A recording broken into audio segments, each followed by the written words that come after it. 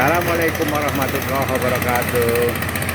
Inilah mesin pemipil jagung tanpa harus dikupas kulitnya.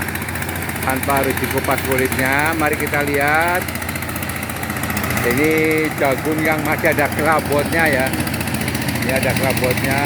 Sudah lagi dibukain semua. Mari kita lihat.